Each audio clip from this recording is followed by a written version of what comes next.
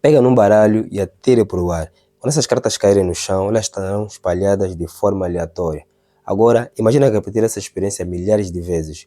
Qual seria a probabilidade das cartas caírem perfeitamente organizadas? Há coisas que na natureza, quando olhamos com a devida atenção, parecem demasiado perfeitas para serem um acidente. A curva de um rio, o espiral de uma concha, o padrão das folhas e a íris de um olho. No entanto, quando olhamos no universo, encontramos uma ordem muito maior do que essa. Planetas seguem órbitas previsíveis, as leis da física funcionam da mesma forma em qualquer lugar, a vida depende de uma combinação extremamente precisa de condições. E eu tenho uma pergunta simples: como algo tão organizado surgiu num universo tão vasto? A natureza trabalha com progressões, com padrões, com lógicas escondidas dentro de coisas que parecem simples. E nós passamos séculos a tentar inventar sistemas visuais que já existiam há muitos anos. Existe um número na natureza, 1,618. Parece banal, parece que não significa nada, mas esse número aparece tantas vezes na natureza que às vezes chega a ser cansativo. As pétalas de uma flor seguem quase sempre a mesma sequência de Fibonacci, que é 3, 5, 8, 13 e 21. Esses números, quando divididos entre si, convergem sempre para 1,618. A espiral de uma concha cresce nessa proporção exata. Os braços de uma galáxia, as proporções do rosto humano, a distância entre os olhos, entre o nariz e a boca, e entre a boca e o queixo. Ou olha para o favo de um mel, hexágonos perfeitos, todos iguais, todos encostados. O teu cérebro não vê 10.000 hexágonos separados, vê uma superfície, um padrão, uma identidade visual. As abelhas não estudaram design, mas chegaram exatamente à mesma conclusão que qualquer bom design chegaria. Repetição com consistência cria unidade, e unidade cria reconhecimento. E quanto mais olhamos, mais parece que alguém estava lá para desenhar. Como vocês sabem, eu sou designer gráfico e hoje em dia procuro várias formas de executar a minha criatividade. Passo os meus dias a pensar em estrutura, em proporções, em como as coisas se encaixam umas nas outras. E a certa altura comecei a perceber que o que estava fazendo no Photoshop, a natureza já faz há anos. Isso me incomodou, mas me incomodou no bom sentido. E quando alguma coisa me incomoda assim, eu tenho que perceber o porquê. Há uma frase que está presa na minha mente já há muito tempo. E acho que é a melhor forma de eu explicar isso. Segundo Antoine Lavoisier, na natureza nada se cria, nada se perde, tudo se transforma. Quanto mais penso nisso, mais parece que ele estava a descrever um sistema muito bem desenhado. Já pararam para pensar como é que a natureza nos transmite a sensação de que existe uma mente por trás de tudo? Não estou a falar de religião, não estou a falar de ciência. Estou a falar daquela sensação que tens quando vês uma teia de aranha no ramo de uma árvore e a tua primeira reação é: isso não foi um acidente. Na natureza, tudo segue um padrão. Repara nas curvas dos rios, no padrão das folhas, na forma como a concha cresce em espiral. A mesma espiral que aparece numa galáxia a 100.000 anos-luz daqui. Ou seja, você vê semelhança em tudo, em todo lado, em escalas completamente diferentes. Os alquimistas medievais tinham um princípio: o que está em cima é como o que está embaixo. Antigamente era misticismo, mas hoje os físicos chamam de autossimilaridade fractal. É o mesmo padrão, mesmo formato, escalas de grandeza completamente diferentes. Pensa no ciclo mais básico que existe. Os elementos mais simples são os minerais, e eles estão no solo. As plantas absorvem esses minerais, usam a luz do sol para transformar a matéria morta em tecido vivo através da fotossíntese. Os herbívoros comem as plantas e incorporam essa energia.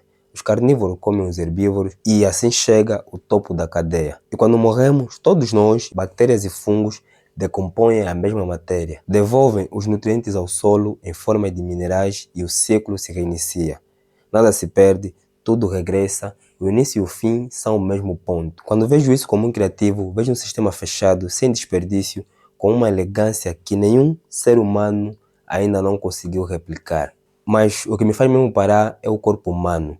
37 bilhões de células, cada um com um papel específico. Cada órgão sabe comunicar com os outros em tempo real, sem falhas, sem manual de instruções. O coração bate sem que pensemos nisso. Os pulmões respiram enquanto dormimos e o sistema imunológico identifica ameaças que nunca antes encontrou e cria defesas em horas ou então em minutos. Há uma palavra para isto em biologia: complexidade irredutível.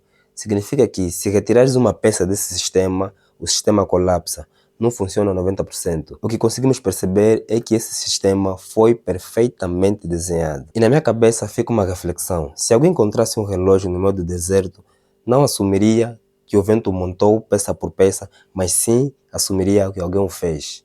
Então por que quando olhamos para algo infinitamente mais complexo do que um relógio, como o olho humano, uma célula, como o ciclo da vida, a nossa primeira hipótese é o acaso? Eu não sei te dar uma resposta definitiva e não é esse o meu trabalho, mas posso te dizer que o que vejo como design, quando crio algo, um post, um vídeo, um layout, há uma intenção em cada escolha.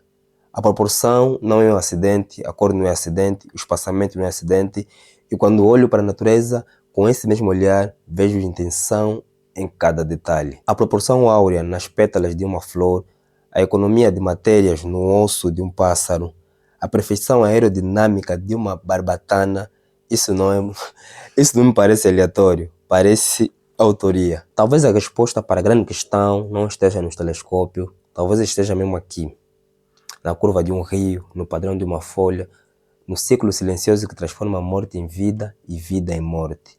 A natureza não grita que foi desenhada, e talvez seja isso o mais bonito de tudo, que a resposta mais profunda está no sítio mais óbvio, ou seja, sempre esteve aqui. Há um momento específico da história da engenharia que eu gostaria de compartilhar com vocês. O comboio de alta velocidade japonês, o Shinkansen, tinha um problema sério.